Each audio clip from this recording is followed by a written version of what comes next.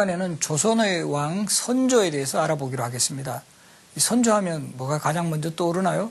아무래도 이제 임진왜란이 떠오를 수밖에 없는데, 또 마침 올해가 임진왜란이 일어난 지 420주년이 되는 해이죠. 그래서 임진왜란을 극복한 왕 선조.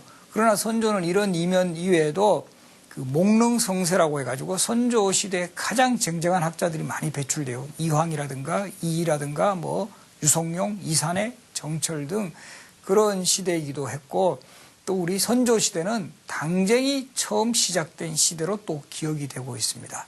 그래서 이번 시간에는 선조 시대의 이런 정치사의 여러 가지 상황들과 또 임진왜란이라는 최대의 국난 시기의 선조의 역할들, 그리고 또 목릉성세라고 해서 상당한 그 학자들이 배출했던 이 선조 시대, 이런 점을 중심으로 이 선조 시대의 여러 가지 모습들을 살펴보기로 하겠습니다.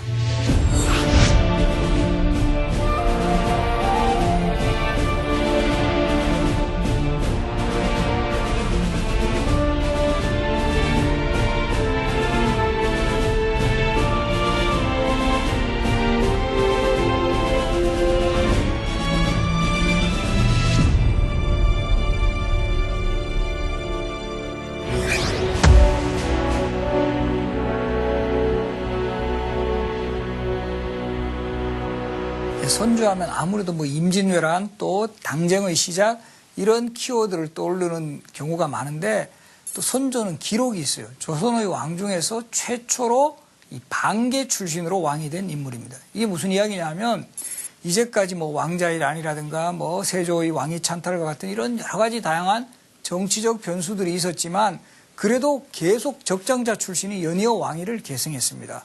뭐 정비나 최소한 계비 출신의 왕들이 계속 이어져 왔는데, 선조 같은 경우는 선조의 아버지인 덕훈군이라는 인물이 바로 중종의 후궁인 창빈 안씨의 소생입니다.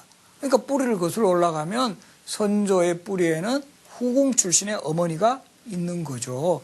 그래서 이런 이유가, 이렇게 선조가 왕위에 오를 수 있었던 원인으로는 이 조선 중기에 들어가면서부터 점차적으로 이 적장자 출신의 왕자가 계속 사라지는, 그 출산율이 사실 뚝 떨어지는 그런 거하고도 관계가 있어요. 그래서 이제 그 원래 명종에게도 세자인 순혜세자가 있었는데, 이분이 10대 요절을 해버립니다. 그리고 더 이상 그 소위 뭐 정비든 계비든 그 사이에서 왕자가 없어요. 그래서 차선책으로 결국 왕실에서 가장 그럼 그 괜찮은 인물을 뽑아 보니까 바로 이제 항렬은 또 같아야 돼요. 그래서 그 명종 다음에 항렬의 왕자들을 살펴보니까 덕훈군의 아들들이 그래도 괜찮더라. 그래서 덕훈군의 아들 중에도 하원군, 하릉군, 하성군이라고 세 왕자가 있었는데, 그 중에 하성군, 바로 이 사람이 선조입니다. 가장 똑똑하다라고 해서 후계자로 이제 왕위를 계승을 하게 됩니다. 그래서 이런 일화도 있는데요.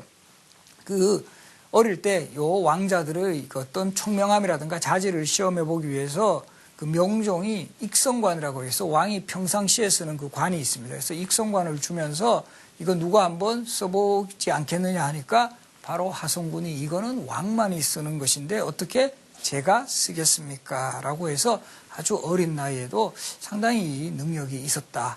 그리고 그 이후에도 이 명종이 상당히 이런 종친들의 교육에 관심을 많이 가져요, 왕자들에게. 그래서 그런 상황 속에서도 그 종친들을 가르쳤던 그 스승들이 대부분 하성군이 가장 능력이 뛰어납니다라는 그런 건의를 했기 때문에, 사실은 세 번째 아들이죠. 덕훈군의 세 번째 아들임에도 불구하고 왕위에 오를 수 있었습니다. 그것이 1567년이고, 이 선조의 즉위가 갖는 또 하나의 의미는 뭐냐 하면, 선조 시대부터 본격적으로 훈구파, 역사 속에서 훈구파가 완전히 사라집니다. 그리고 그 훈구파 시대에 또 하나 이 당시의 정치를 특징짓는 요소가 외척 정치, 척신 정치라는 용어인데, 이것은 1565년 문정왕후가 사망하면서 완전히 또 청산되었습니다. 그래서 훈구파 세력의 그 소멸, 외척 정치의 청산이 되었던 이런 시대에 선조가 즉위를 했고, 그럼 다음 시대로 가는 그런 정치적 키워드는 뭔가? 바로 살인 정치의 시대의 서막이 열립니다. 지난 시간에 여러분들이 학습을 해서 어느 정도는 기억을 하실 건데, 조선시대에는 16세기의 시작과 더불어 16세기를 특징 짓는 정치적 용어가 있습니다. 바로 사화죠. 1498년에 무오사화, 1504년 갑자사화, 1519년 기묘사화, 1545년 을사사화 이르기까지 거의 16세기 50여 년간을 장식했던 사화의 시대가 종식이 되고, 그러면 본격적인 살인파 정치의 시대가 열리는 그 과도기에 외적 정치의 시대. 1545년 을사사화 이후에 권력을 잡은 윤원형 세력하고 특히 문정왕후가 외적 전성시대를 열어요. 그러다가 이 여걸 문정왕후가 1565년에 사망하면서 완전히 이 외적 정치는 역사의 전면에서 사라지게 됩니다. 그래서 선조는 즉위와 더불어 본인 스스로도 반개 출신의 왕이라는 일정한 컴플렉스도 있고 해서 이제 새로운 사회 정치 세력으로 성장한 살인파들을 적극적으로 정계에 등용을 시켜서 이들에게 큰 역할을 맡기겠다라는 이런 의지를 분명히 했습니다. 그래서 선조 시대는 흔히 살인 정치 시대라고 할 만큼 쟁쟁한 살인파 학자들이 대거 정계에 진출을 해요.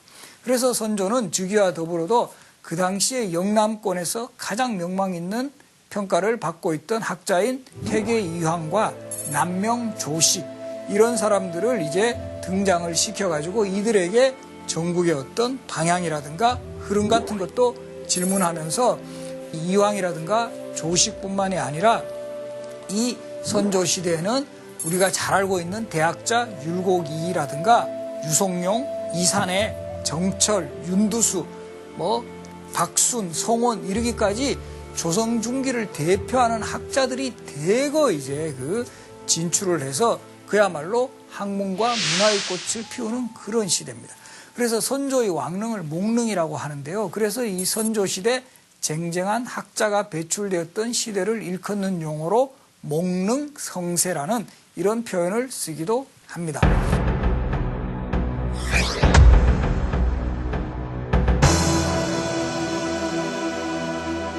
살인들이 본격적인 정치 진출은 한편으로는 또 이들 간에 치열한 정쟁을 수반을 하는 그런 요인이 되기도 했습니다. 그래서 이 살인파들이 훈구파에 맞서 싸울 때는 같이 한 배를 타거든요. 살인파라는 공속의식도 강했고 서로 간의 어떤 동료의식도 관했던 데 비해서 살인파들이 이제 선조 즉위 이후에 일선 정계에 등장하자 이제 정치 권력은 한정이 되어 있죠.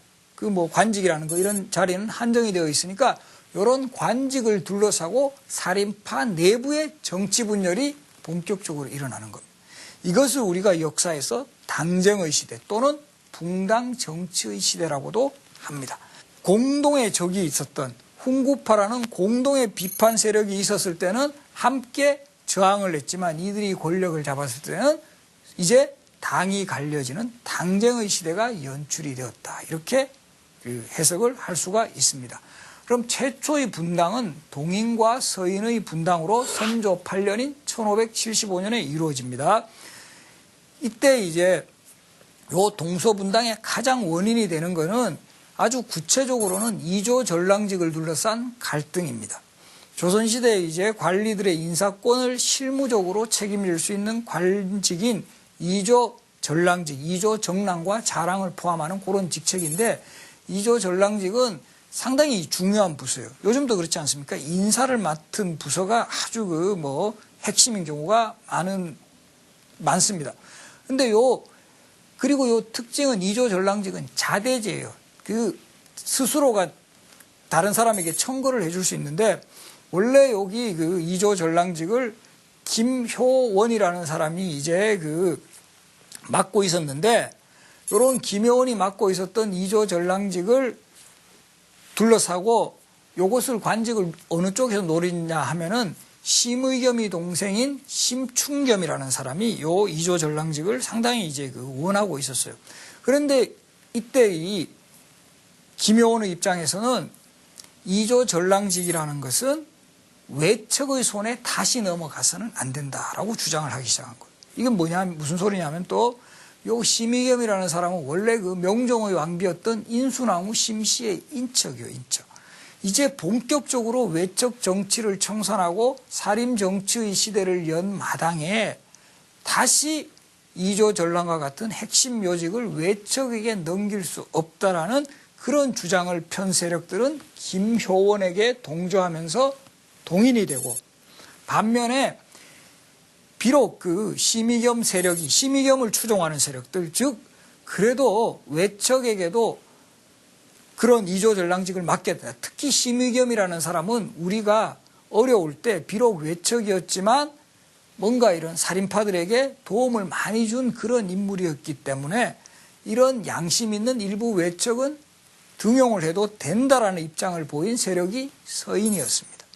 그래서 결국 동인이나 서인이라는 용어는 김효원이라는 사람이 그 당시에 지금의 동대문 근처인 건천동에 살았고, 그리고 이 심의겸이라는 인물이 서울을 기준으로 하면 서쪽인 정릉 쪽에 살아서 서인.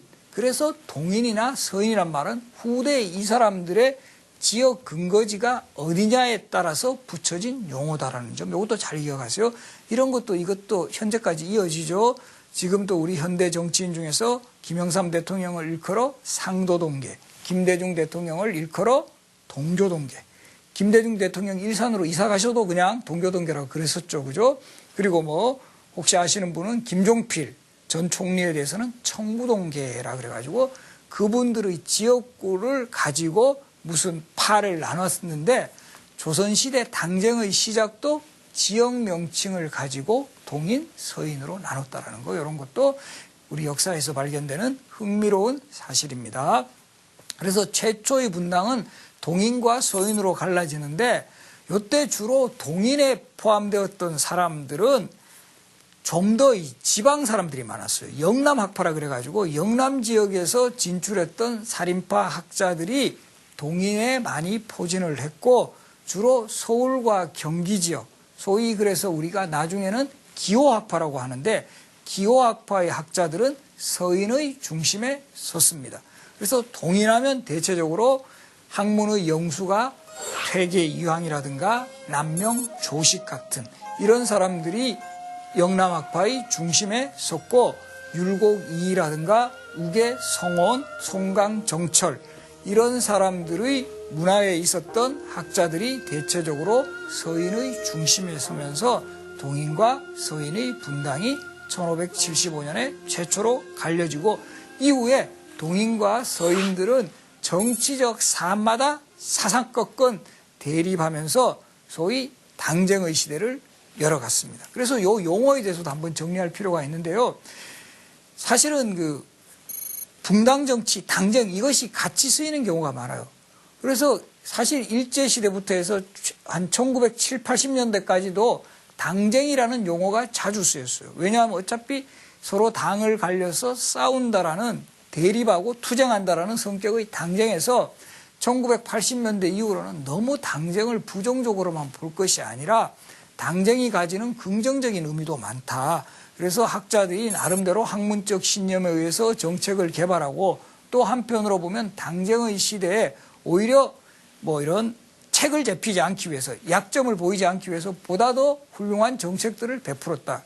그러면서 이들이 나름대로 견제와 균형을 이루면서 공존했다는 의미에서 붕당 정치라는 용어를 쓰자라는 이런 주장이 제기되면서 당쟁과 붕당 정치가 함께 지금 사용되고 있습니다. 사실 정답은 없습니다. 이거 어디 딱 정해줄 수는 없는 거지만, 학자에 따라서 좀 더 부정적인 면을 부각을 시킬 때는 당쟁이라는 용어로, 이 붕당 정치가 가지는 긍정적인 측면을 부각시킬 때는 붕당 정치라는 용어를 쓰는 경우가 많다. 이렇게 정도만 정리를 해두겠습니다.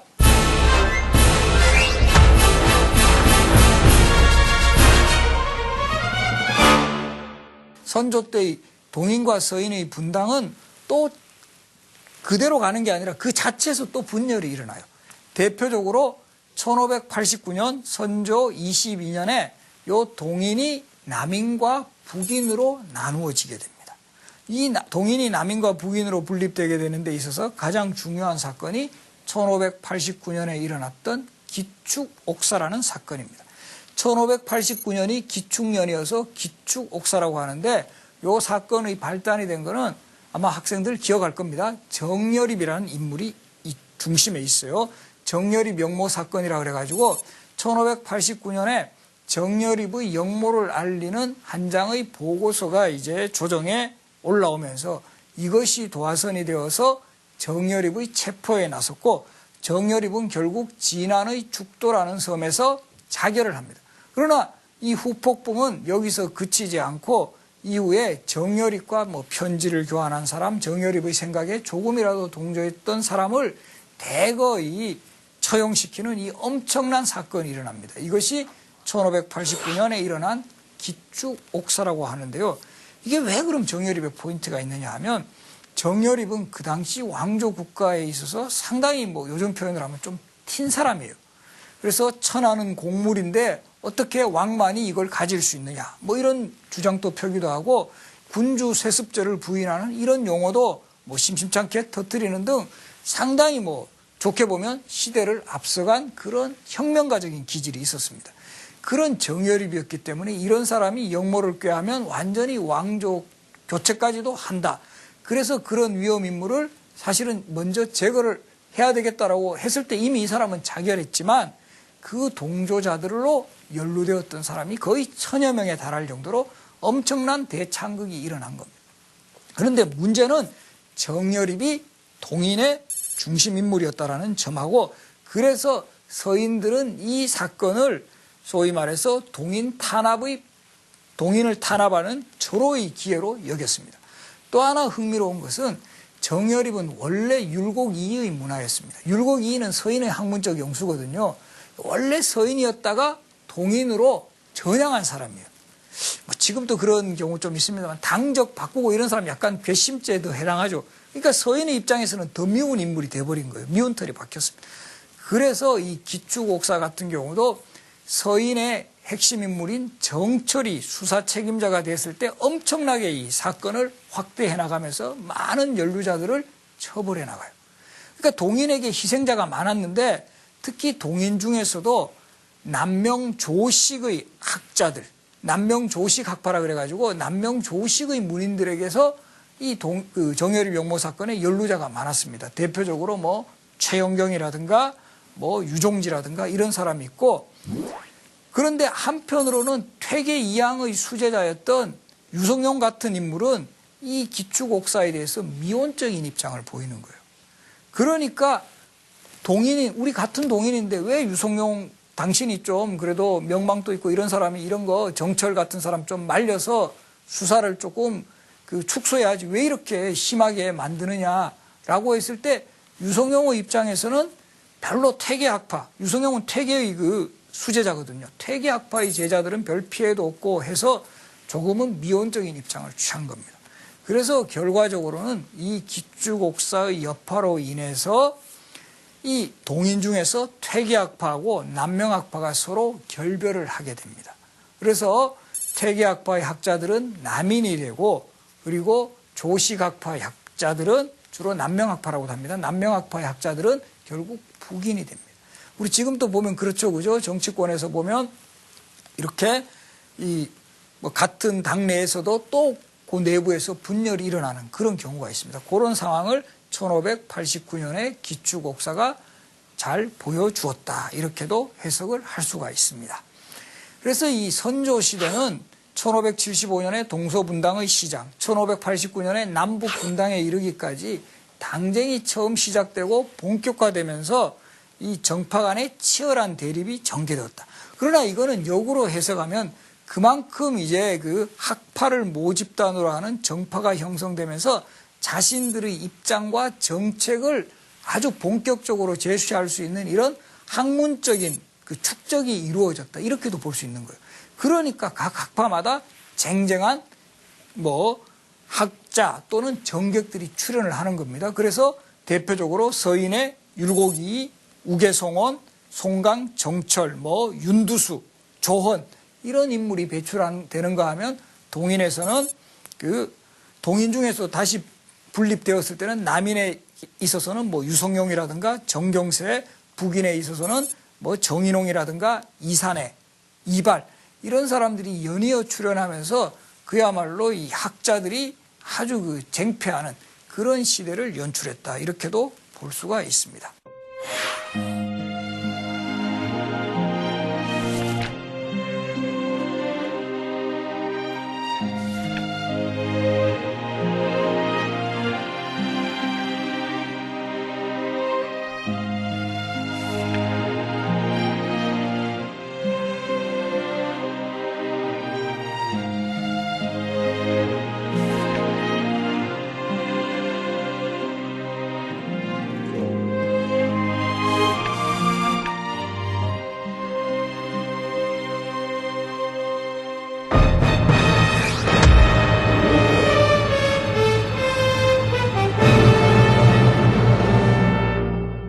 그리고 이 선조하면 뭐 빼놓을 수 없는 것이 임진왜란입니다. 그리고 또 올해가 마침 임진왜란 420주년이 되는 해여서 아마도 각종 행사들이 많이 이제 열릴 것으로 뭐 저는 생각을 합니다. 뭐 저 이순신 장군이 저 바다를 지켰던 한산도 지역부터 시작을 해서 이 의병장들의 활약이 두드러졌던 이런 곳곳에서는 아마 임진왜란을 기념하는 다양한 그 행사라든가 뭐 이런 그 의미를 또 확인시키는 그런 사업들이 분명히 전개가 될 겁니다.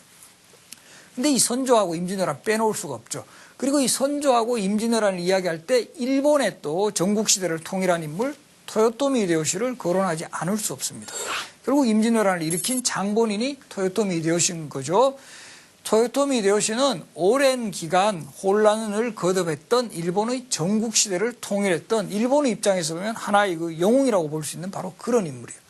그런 토요토미 히데요시가 전국시대를 통일하고 나서는 뭔가 이제 그 내부의 혼란도 수습하고 이 외부의 정복 활동을 벌여서 자신의 입지를 그 부각시키려고 했죠. 그런 토요토미 히데요시가 일본의 전국시대를 통일했다라는 그런 소식이 조선에서도 전해집니다. 지금도 마찬가지지만 이웃 나라의 어떤 인물이 최고 정상이 되었는가 여기에 대해서 당연히 관심을 가집니다. 우리나라에서도 뭐 미국 대통령이 뭐 오바마가 미국 대통령이 되었다라고 하면 거기에 당연히 신경을 쓰는 거고 지금 중국의 후진타오 뭐 국가주석 대신에 시진핑 뭐 국가주석이 이제 후계자가 될 것이다. 이러면 거기에 당연히 신경을 쓰는 거고 북한에 최근에 김정은이 이제 김정일을 이어서 최고 통치자가 됐다 이러면 당연히 신경을 씁니다. 그래서 그 정세를 확인을 하기 위해서 통신사를 보내는 겁니다. 봐서 저 토요토미 히데요시라는 인물이 도대체 어떤 인물이고 어떤 그 성향을 가지고 있느냐라고 해서 1590년에 그 조선통신사로 김성일과 황용기를 각각 그 정사와 부사로 삼아 통신사로 보냅니다.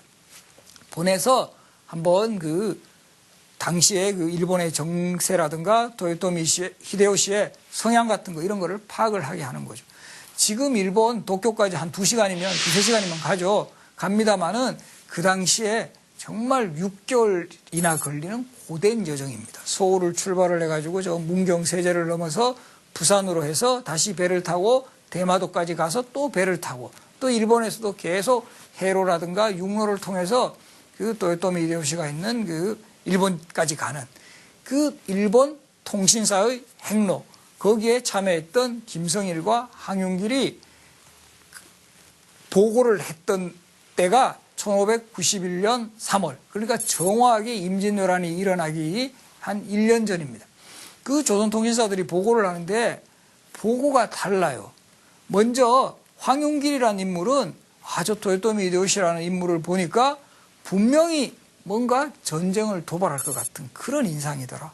우리가 뭔가 대비를 하지 않으면 안 되겠다라는 이런 입장이었고 반면에 그 김성일의 입장은 토요토미 히데요시를 보니까 뭐 얼굴형이 서목 지수 형상인데 저 별로 뭐 전쟁 일으킬 위인 감이 안 된다. 그래서 너무 우리가 그런데 신경을 쓸 필요가 없다라는 이런 엇갈린 보고를 합니다. 근데 예나 지금이나 뭔가 준비하고 긴장을 요하는 그런 보고보다는 좀 편한 보고를 좀 듣기가 편하죠. 그죠? 그렇게 해서 결국은 오히려 김성일의 보고가 더 이제 채택이 되면서 공식적으로 선조를 비롯한 조선 정부는 토요토미 히데요시의 침략에 대해서 별로 신경을 쓰지 않는 이런 국면을 가져옵니다. 그래서 우리가 그 임진왜란을 맞기 직전에 대부분 별로 이제 준비를 하지 않고 있었던 시기에 유일하게 정말 제대로 된 준비를 했던 인물이 바로 이순신입니다. 이순신은 극적으로 당시에 원래는 이순신 형의 친구입니다. 유성룡이라는 인물이. 그래서 이순신이라는 이름도 이런 것도 잘 기억하세요. 우리가 중국의 성인이 요순 시절 그러죠. 요순우를 성인이라고 그래요. 그래서 이순신 장군의 형님이 요신, 이순신 장군 순신, 그 다음에 동생 우신 이렇게 되는 거예요. 그래서 순신입니다. 그 형인 요신의 친구가 유성룡이었어요. 그래서 이 유성룡이 파격적으로 이순신을 전라 좌수사에 임명하면서 딱 임진왜란 1년 전입니다. 그래서 그 당시에 일반 군사들도 이거 전쟁에 대한 별다른 위협도 없고 이런 시기에 이순신은 오자마자 무기 점검하고 막 아주 신경을 쓰거든요. 군비도 점검하고 군사 훈련도 시키고 소위 말해서 이 거북선과 같은 이런 배 같은 걸 주조하기도 하고 여러 가지 준비를 하니까 당시 군사들 입장에서는 아주 소위 좀 까칠한 장군일 수도 있어요, 분명히.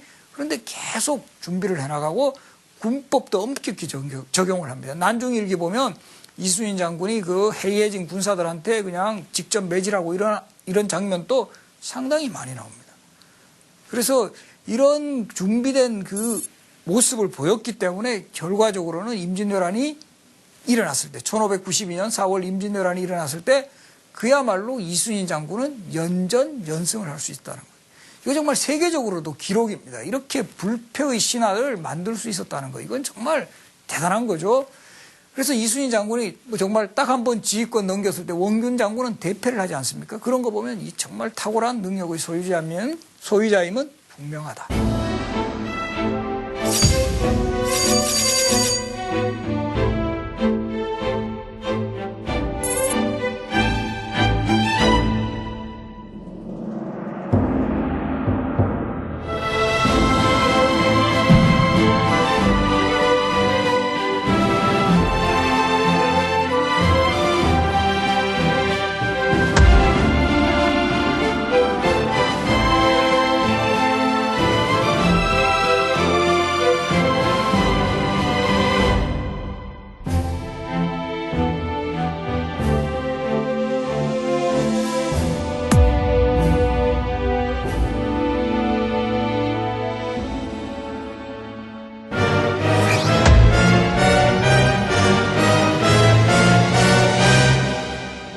1592년 왜적들이 바로 이제 부산에 1592년 4월 13일입니다. 상륙을 해가지고 파죽지서로 서울까지 점령을 해요.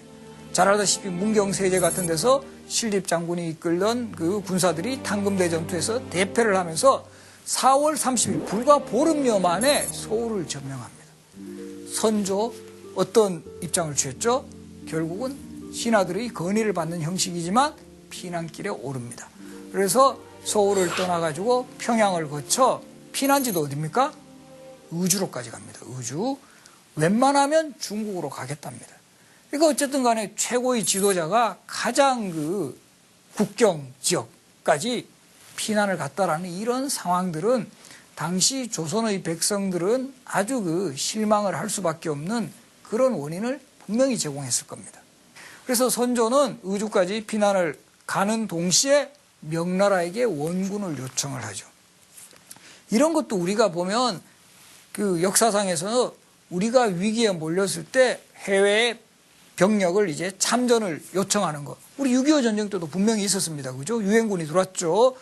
또 반대로 우리나라가 파병하는 경우도 있어요. 그죠? 월남전 파병이라든가 최근에 아프가니스탄, 이라크 파병과 같은 우리 쪽에서 파병하는 경우도 있지만 우리가 역시 이 도움을 받는 경우도 많은데 바로 이 임진왜란 때는 명나라 군대의 실제 도움을 받았습니다. 도움을 받아서 결국 서울을 탈환하는데도 일정한 명군이 기여를 한 점은 분명합니다만은 예나 지금이나 이런 외국군의 이 파병군들이 완전히 우리나라의 국익을 위해서만 일한다 이러지는 또 않다는 것을 명나라 군대도 보여주고 있었어요. 그래서 이 임진왜란 때 조선에 참전한 명나라 군대들이 뭐 당시에 우리의 뭐 가축 같은 거 이런 것들도 다 이제 뭐 싹쓸이하고 또 일부 명나라 군인들은 장사만 하려는 그런 국리를 가해가지고 이 조선의 백성을 분노하게 했다라는 이런 그 이야기도 연려실기술과 같은 야사에 많이 기록이 됩니다. 심지어는 왜군은 얼렛빛, 명군은 참빛이라는 말이 유행할 정도로 명나라 군대가 한번 주둔하면 그 지역에 있는 모든 그 가축 같은 거 이런 것들을 싹쓸이해 갔다는 이런 내용들도 많이 나옵니다. 그러나 크게 보면은 명나라의 원군이 도움이 된 것은 분명해요. 결국 명나라 군대의 참전으로 인해서 일본과의 강화 회담이 성립이 되거든요. 그래서 일단은 잠시 전쟁이 소강 상태에 빠지게 됩니다. 그리고 그 이후에 선조도 다시 한양으로 돌아옵니다. 그런데 임진왜란이 가져온 또 여파 중에 하나는 조선의 이런 궁궐을 비롯한 대부분의 주요 건물이 다 이제 불타고 사라집니다. 이때 조선을 상징하는 궁궐이었던 뭐 경복궁, 창덕궁, 창경궁 할 것 없이 다 이제 잿더미로 변하는 거죠. 그래서 선조가 있을 데가 없어요. 잠시 이제 피난 생활을 했다가 서울로 돌아왔을 때 있을 곳이 없으니까 정릉동 행궁에서 임시적으로 머물게 됩니다. 그리고 이때 이 선조 때 선조 왕이라는 경우 우리가 보면 임진왜란 때 여러 가지 그 이순신과의 갈등, 특히 곽재호와 같은 의병장과도 상당한 갈등을 일으켰어요. 임진왜란 때 우리가 그 전쟁을 승리로 일으킨 대표적인 요인이 그 의병의 활약, 곽재호라든가 뭐 조헌이라든가 뭐 많은 의병장들이 나오죠. 전라도 지역에는 뭐 고경명이라든가 특히 경상우도 지역, 지금의 경상남도 지역에서는 많은 그 의병들이 일어나서 결국 전쟁에 승리를 할 수 있는 그런 기틀을 마련해요. 그런데 이 의병장들하고도 선조가 갈등을 빚어가지고 나중에 곽재호 같은 사람은 결국 그 현풍의 빛을 산에 숨을 수밖에 없었고 또 이 곽재호와 같은 인물에게 대해서는 계속 기찰 정치라 그래가지고 계속 이 감시를 하고 이런 모습을 보여요. 그리고 이 전쟁 영웅 이순신 또 한때는 그 관직에서 완전히 이제 파직이 되고 뭐 그 옥살이하는 그런 경우도 벌어졌고 심지어는 이순신이 그렇게 큰 공을 갖고 있었음에도 불구하고 임진왜란이 끝난 이후에 이순신 장군에 대한 평가는 실록 기록 같은 거 보면 오히려 우리가 패장의 대표적인 인물로 알고 있는 원균하고 비슷한 비중으로 다루고 있는 이런 장면도 나와요. 그리고 실제 선조가 임진왜란의 1등 공신을 책봉할 때도 선무공신이라고 해서 전쟁터에서 직접 싸운 인물들보다는 선조를 따라 피난을 갔던 호송공신이라고 해서 호송공신은 86명이고 선무공신은 18명에 불과해요. 이런 전쟁의 공로를 오히려 자신과 함께 피난 간 사람, 특히 명나라와의 외교에 주력한 이런 인물에게 높이 평가한 것, 이런 것도 상당히 우리가 다시 한번 생각해 봐야 할 점이다. 이렇게 볼 수 있습니다. 그렇지만 우리가 선조라는 왕을 또 했을 때 임진왜란 때 명나라 군대를 이끌어왔던 이런 외교적인 활동 같은 거 이런 것도 전혀 무시할 수는 없어요. 그리고 그 이전에 또 선조가 했던 대표적인 외교적 노력이 종계변무라 해서 이전까지 명나라의 법전인 대명회전이라는 책에는 태조 이성계의 선계가 누구로 돼 있냐면은 고려시대의 권신인 이인음의 후손이다. 이런 식으로 기록이 돼버린 거예요. 그러니까 보면 왕실의 체면에서 보면 이건 정말 말도 안 되는 거죠. 그래서 계속 조선 건국 이래로 명나라의 사신을 보내가 이것 좀 고쳐달라. 이거 왕실 계보가 잘못됐다라고 계속 고쳐줄 것을 요구했지만 명나라에서는 매우 미온적인 입장을 취해요. 한편으로 보면 이걸 가지고 계속 빨리 이거를 처리해 주지 않음으로써 어떻게 보면 조선의 이런 외교적인 우위를 계속 유지하고 뭔가 이 명나라 자신들의 우월적인 입지를 유지하기 위한 그런 조치였던 것도 같아요. 계속 이것이 성공하지 못하다가 마침내 선조 때 가서 윤두수라든가 이산해 또 역관 홍순원 등의 노력으로 종계변무에 성공을 합니다. 선조가 매우 기뻐합니다. 그래서 이들에게 광국공신이라 그래가지고 공신의 칭호도 부여를 해주는데 이 선조라는 왕 때 이루어진 이 종계 변모의 성공이라든가 임진왜란 때의 명군을 결국 참전시킨 것, 이런 것은 우리가 외교적인 노력으로 어느 정도는 평가를 내려야 될 것 같아요. 그리고 이것은 단순히 선조의 공이라기보다는 바로 이 당시에 선조 시대를 함께 활동했던 윤두수라든가 이덕형, 이항복, 나름대로 이 외교 전문가들이 상당히 이제 배출이 되었어요. 이런 선조 시대, 제가 조금 전에 말씀드렸듯이 목릉성세라 그래가지고 아주 문장과 외교, 학문에 뛰어난 이런 아주 능력 있는 학자들이 다수 배출되었기 때문에 이런 외교적 성공도 거둘 수 있었다라는 것, 이런 것도 잘 기억해 두시기 바랍니다. 그리고 이런 모습들은 지금의 시대에도 우리가 정말 다양한 생각을 갖게 합니다. 이 왕이 과연 어떻게 처신을, 전쟁이라는 상황에서 왕의 처신이라든가 전쟁 영웅들에 대한 포상의 문제, 또 외교 활동에 있어서는 어떤 모습을 보여야 될 것인가. 당연히 장단점 다 나타났습니다, 선조. 그래서 우리는 결국 역사에서 이 선조 시대에 보여준 장점은 개성을 하고 그 단점들은 극복해 나가는 그런 노력을 해야 되는 것입니다. 그것이 우리가 또 한번 역사에게 배우는 가르침이다. 이렇게 정리를 할 수가 있겠습니다. 네, 맞습니다.